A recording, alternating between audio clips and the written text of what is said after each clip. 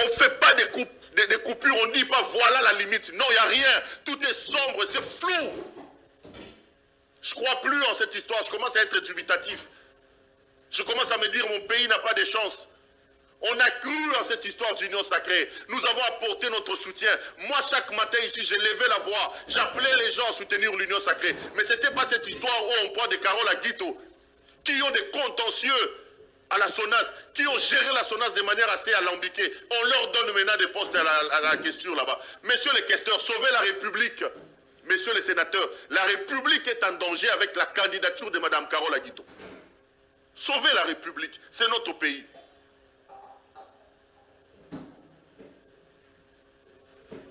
Sinon, Fayoulou, vraiment, à comment on est un prophète qui m'bang quoi.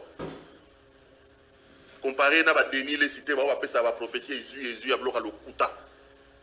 Alors, qui m'bang, prophète à solo. So, Carole Aguito a commis, questeur et à Sénat, Martin Fayoulou, comme on a commis, Martin Fayoulou qui m'bang. Assou Fayoulou m'a dit, Martin Fayoulou qui m'bang, vrai prophète. Il nous avait prévenu que cette histoire est une deuxième grossesse. Il nous avait prévenu que Bateau va s'entendre. Et les éléments, notamment aussi quand la Aguito passe comme questeur, ça va conforter la position de Martin Fayoulou. Je suis venu vous dire un peu les tohubohu qui existent autour de ce qui se passe aujourd'hui. Monsieur le Président de la République, nous étions ici avec Kabila, fuyant ses propres responsabilités. Kabila nous a dit qu'il n'a pas 15 collaborateurs autour de lui. Aujourd'hui, quand vous parlez avec les proches de Kabila, on vous dit non, c'est pas Kabila, c'est son entourage. Je refuse cette manière de se disculper, de s'exonérer de ses responsabilités en rejetant les responsabilités sur les collaborateurs, sur l'entourage. On n'impose pas à un chef ses collaborateurs. On n'impose pas à un président de la République ses collaborateurs. Et j'ai toujours dit que la première qualité d'un chef, c'est de savoir entourer. Arrêtez de nous dire cet entourage. Si l'entourage de M. Kabila fait des problèmes, c'est Kabila d'abord, c'est Kabila. Si l'entourage de M. Félix Tshisekedi crée des problèmes, c'est M. Tshisekedi. Il faut assumer. Et ce que nous voyons maintenant dans l'entourage du président, l'entourage immédiat, ça commence à nous laisser pantois et sans voix. Vous avez lu les tweets de M. Jean-Marc Kabound. Je vais vous les lire.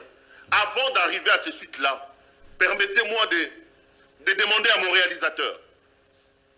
François Beya, conseiller spécial en matière de sécurité du président, se retrouve au Rwanda. Il fait une déclaration.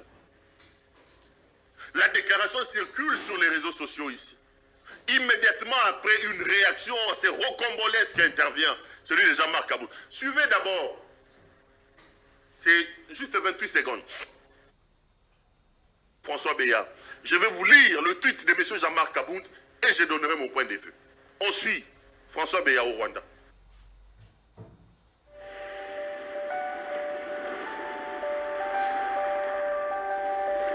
I remember my first days of the ocean, the crisp break, the depth. Pour défier le monde entier, surtout les Occidentaux, qui ne veulent pas que nos deux pays s'entendent.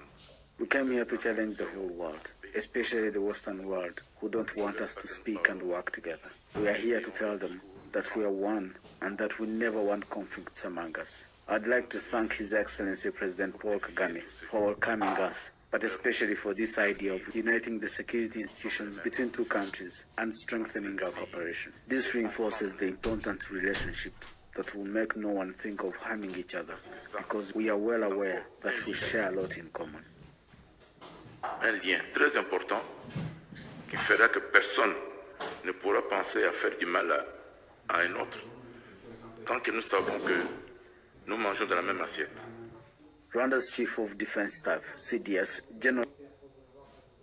Vous venez là donc de suivre M. François Beya, le conseiller spécial du président en matière de sécurité. En fait, il intervient dans un atelier, je ne sais pas moi, au Rwanda.